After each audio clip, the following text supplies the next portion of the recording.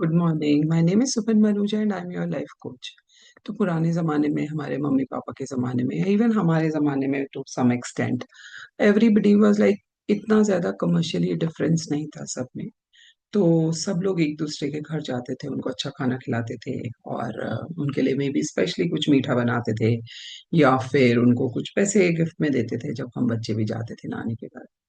I think that was a love language, and that was need of everybody at that point in time, mostly, right?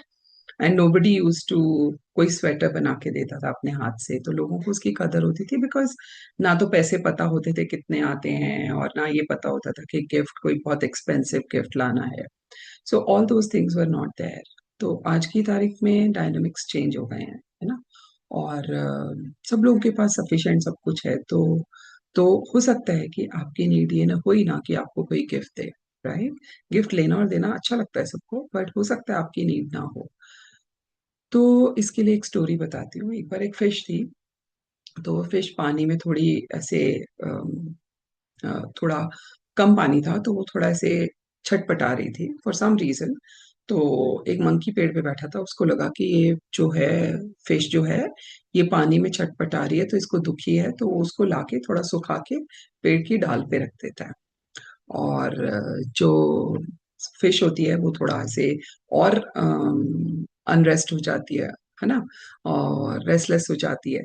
तो फिर वो monkey क्या करता है कि उसके मुंह में केला डालता है, सोचता है इसको भूख लगी है, because that is what a monkey would do. उसको भूख लगेगी तो, या उसको चटपटाहट होगी तो वो खाना खाएगा। तो वो उसकी नीड थी, तो उसने उसको केला खिलाया, तो फिश जो थी मर गई। तो जो मंकी था वो बहुत रोया कि मैं तो इसको हेल्प करने की कोशिश कर रहा था।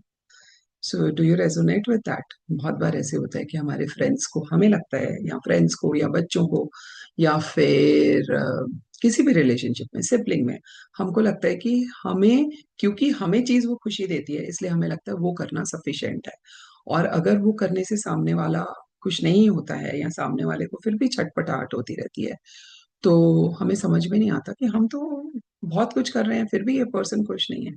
सो आई थिंक उस फिश की नीड और मंकी की नीड क्योंकि डिफरेंट है, इसलिए पहले आपको किसी भी रिलेशनशिप में उसको अच्छा बनाने के लिए, और अच्छा बनाने के लिए, ये जानना बहुत जरूरी है कि सामने वाले की नीड क्या है। वरना वो मछली की तरह, आप तो अपनी तरफ से अच्छा करोगे लेकिन वो मछली मर जाएगी। तो अपने करीबी रिश्तों में आज से देखना शुरू करिए कि सामने वाले की नीड क्या है, और उसकी वो नीड फुलफिल कैसे कर सकते हैं हम।